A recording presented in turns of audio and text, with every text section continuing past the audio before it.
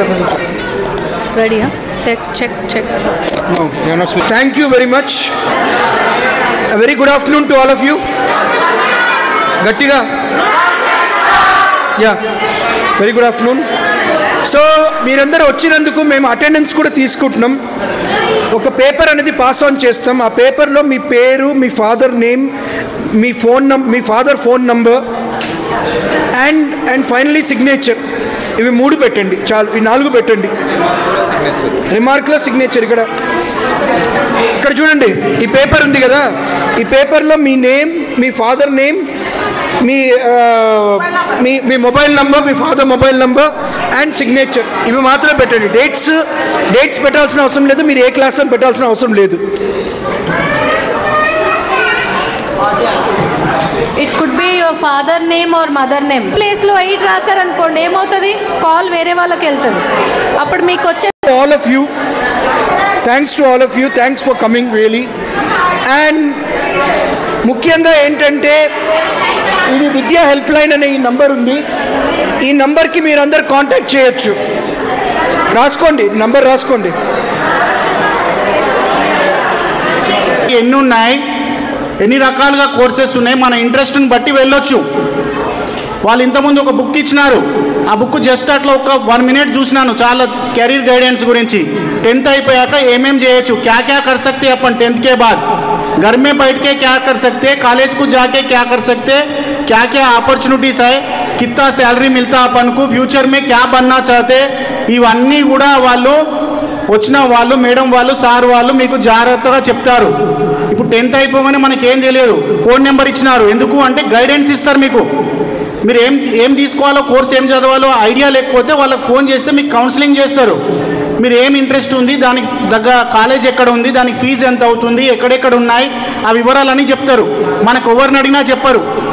మాకు అడిగినా కూడా మాకు కూడా తెలియదు అని చెప్తాం. ఎందుకంటే మాకు కూడా తెలియదు అన్ని విషయాలు. అలాంటి విషయాలన్నీ మీ దగ్గరికి వచ్చి చెప్తున్నారు వాళ్ళు. జాగ్రత్తగా ఒక ½ an hour వినండి. 10th క్లాస్ తర్వాత మీకు ఒక 2 నెలలు అయితే ఎగ్జామ్స్ అయిపోతాయి. ఉపయోగపడుతుంది క్లాస్, చాలా ఉపయోగమైనటువంటి క్లాసు. మేము చెప్పే క్లాస్ కంటే ఈ క్లాస్ ఉపయోగం మీకు. ఇప్పుడు వాస్తవంగా చెప్పాలంటే మేము క్లాస్కి వచ్చి క్లాస్ చెప్తున్నాము, దానికంటే కూడా ఉపయోగమైనటువంటి క్లాస్ ఇది.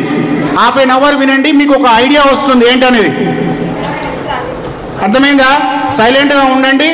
మేము నిర్మాణ్ సంస్థ నుంచి వస్తున్నాం. మేమందరం నిర్మాణ్ సంస్థ ఏంటంటే ఇది ఒక నాన్ గవర్నమెంటల్ ఆర్గనైజేషన్. అంటే నలుగురికి సహాయపడడానికి పెట్టిన ఒక సంస్థ, సోషల్ సర్వీస్ చేయడానికి. ముఖ్యంగా మేము ఎన్నో విషయాల్లో, ముఖ్యంగా agriculture, even in disaster management, environmental protection, education, ఇలాంటి ఎన్నో డివిజన్స్లో మేము సర్వీస్ చేసాం. ఇది యాక్చువల్లీ బిట్స్ పిలానీ స్టూడెంట్ అనే వాళ్ళు స్టార్ట్ చేశారు. బిట్స్ పిలానీ మీకు అందరికి తెలుసా? బిట్స్ పిలానీ తెలుసా లేదా? ఏదైనా అడిగినప్పుడు అవునా కాదా అని చెప్పడం నేర్చుకోండి ముందు. చెప్పకపోతే అన్నం కూడా దొరకదు ఈ ప్రపంచంలో. నోరిపి అడగకపోతే అమ్మ కూడా అన్నం పెట్టదు. సో బిట్స్ పిలానీ అనేది ఎంతో మెరిటోరియస్ వాళ్ళు మాత్రమే వెళ్ళగలుగుతారు. 95-96% తీసుకొచ్చే వాళ్ళే ఇంటర్మీడియట్లో. అలాంటి వాళ్ళు మాత్రం, ఈవెన్ 98 తీసుకొచ్చే వాళ్ళు మాత్రమే వాళ్ళు ఎంటర్ అవ్వగలుగుతారు బిట్స్ పిలానీ లోపల.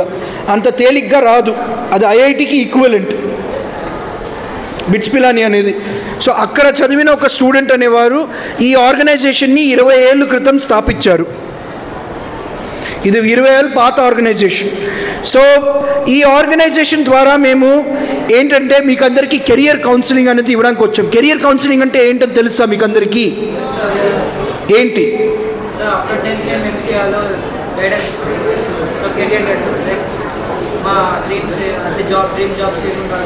ఓకే, అమాంగ్ ద గర్ల్స్ ఎవరైనా మాట్లాడగలుగుతారా? What is career counselling?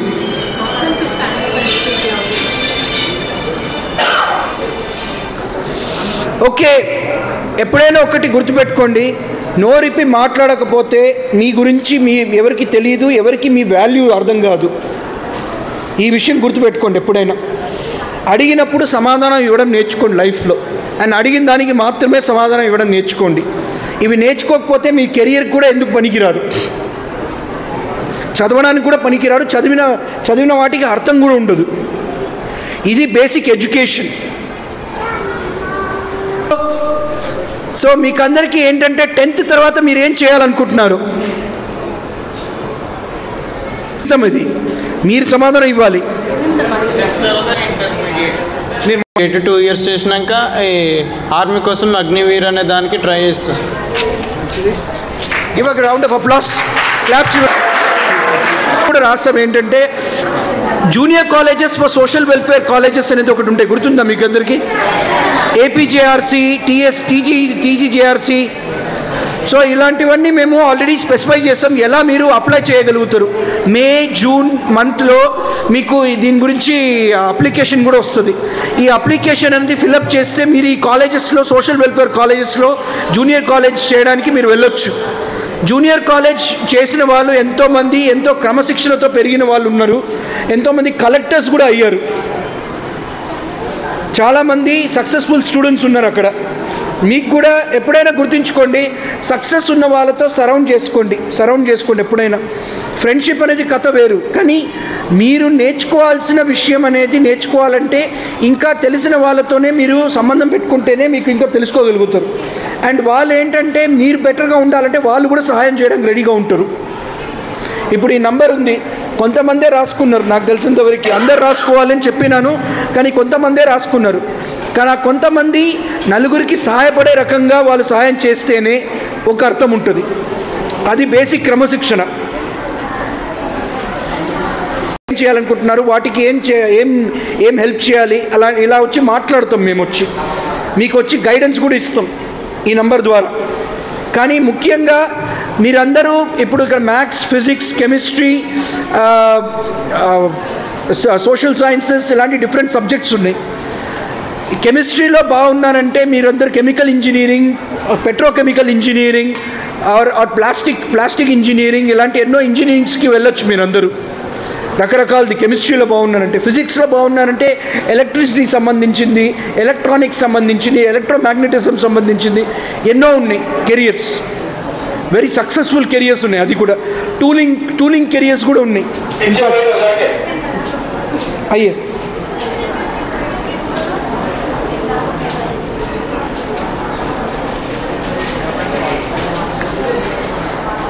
బయాలజీలో ఎన్నో అడిగే కెరియర్స్, ఎన్నో రకాల కెరియర్స్ ఉన్నాయి. Biotechnology, biomedical engineering, even biochemical engineering, biophysics, ఎన్నో రకాల టెక్నాలజికల్ స్టడీస్ ఉన్నాయి. Very interesting. సోషల్ సైన్సెస్లో కూడా ఎప్పుడైనా అర్థశాస్త్రం అంటే ఆర్థికంగా ఎకనామిక్స్, వాటిలో చాలా మంచి ఫ్యూచర్ ఉంది. కామర్స్, ఎకనామిక్స్, అకౌంట్స్, ఈవెన్ ఏమంటారు MA in history, MA in political science, BA and MA in political science, ఇవన్నిట్లో మంచి ఫ్యూచర్ ఉంది. ఎప్పుడైనా గుర్తుపెట్టుకోండి, సబ్జెక్ట్ అనేది తెలియడం ముఖ్యం కాదు.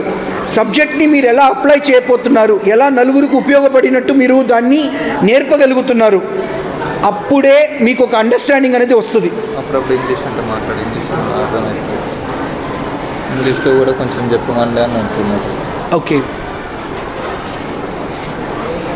remember one thing, just knowing the subject is not enough. It is important application properly, and application known by various examples that you are able to give as you observe the society. You know, when you get a job, ఒక job అనేది మీరు వెళ్ళేటప్పుడు జాబ్లో ఏం చేస్తారంటే మీరు సొసైటీని ఎంత అబ్జర్వ్ చేశారు, మీరు ఎంత విభిన్నంగా దాన్ని చూడగలిగారు, ఎంత వర్ణించగలిగారు. అంటే ఒక్కొక్కరు ఒక్కొక్క రకంగా చూస్తారు. అందరూ ఒకటే రకంగా చూస్తే బోర్ కొట్టిపోతుంది. సో ఏం చేస్తారంటే ఒక క్వశ్చన్ అడుగుతారు ఖచ్చితంగా. ఒక టాపిక్ ఇచ్చి మీరు ఆ టాపిక్ గురించి మాట్లాడండి అని చెప్పి ఒక క్వశ్చన్ ఇస్తారు అనమాట. వాటి గురించి మనం మాట్లాడగలగాలి. ఏ టాపిక్ ఉన్న దాన్ని న్యూస్ పేపర్ చదవడం ఇంపార్టెంట్, నవలలు చదవడం ఇంపార్టెంట్, స్టోరీ బుక్స్ చదవడం ఇంపార్టెంట్. అండ్ ఎంతమంది ఇక న్యూస్ పేపర్ చదువుతారు? कितने लोग यहाँ पे अखबार पढ़ते हैं? Urdu, okay, very good.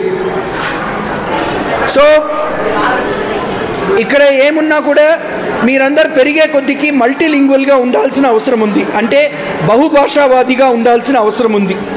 Hyderabad లాంటి చోట్ల ఉన్నప్పుడు, ఇప్పుడు నేనున్నాను, నా పేరు శంకరన్, నేను యాక్చువల్లీ ఒక తమిళ్, కానీ నేను 5 భాషలు నేర్చుకున్నాను మాట్లాడడానికి. మీరందరూ కూడా బహుభాషావాదిగా ఉండాలి. బహుభాషావాదిగా ఉంటేనే మీరందరూ ఎన్నో ఉద్యోగాలు సంపాదించగలుగుతారు, ఏ ఉద్యోగంలోనైనా ఫిట్ అవ్వగలుగుతారు, నలుగురితో కలిసిమెలిసి ఉండగలుగుతారు.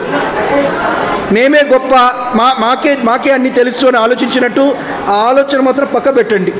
ఎందుకంటే ఎంత డిగ్రీ వచ్చినా, ఎంత మెడల్స్ వచ్చినా కూడా ఉన్న మృదుతనం, మనలో ఉన్న క్యారెక్టర్. 10th తర్వాత మీరందరూ రకరకాల కోర్సెస్కి వెళ్ళొచ్చు, వొకేషనల్ కోర్సెస్ కూడా వెళ్ళొచ్చు, పాలిటెక్నిక్, ఐటీఐ కూడా వెళ్ళొచ్చు. లేకపోతే మీరు MPC, BiPC, CEC, MEC, HEC ఇలాంటి రకరకాల కోర్సెస్ కూడా వెళ్ళొచ్చు. హెచ్ఈసి అంటే హిస్టరీ, ఎకనామిక్స్, కామర్స్. సో రకరకాల కోర్సెస్కి మీరు వెళ్ళొచ్చు. కానీ ఎట్టి పరిస్థితుల్లో చదివేటప్పుడు గుర్తుపెట్టుకోండి, ఆ వర్ణాన్ని తీసుకొచ్చినప్పుడే దాన్ని అప్లికేషన్కి మీరు మార్చగలుగుతారు. ఐన్స్టీన్ అనేవారు ఇదే చెప్పారు, చదవడం ముఖ్యం కాదు, తెలియడం ముఖ్యం కాదు, వర్ణించడం ముఖ్యం. మీకు తెలిసింది రకరకాలుగా వర్ణించడం ముఖ్యం.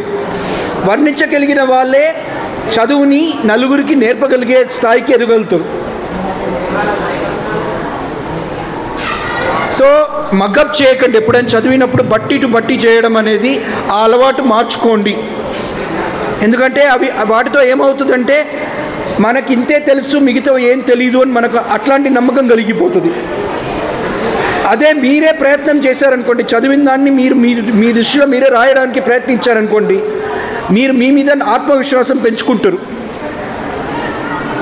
ఎప్పుడైనా మగప్ చేయకండి, గుర్తుంచుకోండి. ఇది నాకు గుర్తుంది ఇప్పుడు కూడా. చిన్నప్పుడు 8th క్లాస్లో నేను నా టీచర్ దగ్గర, హిందీ టీచర్ దగ్గర వెళ్ళి, సార్ మీ నోట్స్ ఇవ్వలేదు సార్, నేను ఎట్లా ఎగ్జామ్కి చదవాలి సార్ అంటే ఇమీడియట్గా మా మీద ఒకటే అన్నారు, సార్ స్పూన్ ఫీడింగ్ చేయాలా బాబు ఇంత వయసు వచ్చిన తర్వాత కూడా, మేమెందుకు స్పూన్ ఫీడింగ్ చేయాలి, నువ్వే రాసుకోపోయి నోట్స్ అని పంపించారు. అది చాలా హెల్ప్ చేసింది నాకు, ఎందుకంటే నేనే చదువుకొని నేనే ఎంతో కష్టపడి రాసుకోవాల్సి వచ్చింది. ఇదే ఎంకరేజ్. స్కిల్స్ నాలెడ్జ్ ఉండడం కన్నా క్యారెక్టర్ చాలా ఇంపార్టెంట్, చాలా ఇంపార్టెంట్. ఎందుకంటే మనమందరం చేసే పొరపాటు ఎక్కడ తెలుసా, చుట్టూ అంతా చూస్తాం, కళ్ళ ముందర ఉన్నది సరిగా చూడం. ఎప్పుడైనా అబ్జర్వ్ చేయండి ఆ విషయం.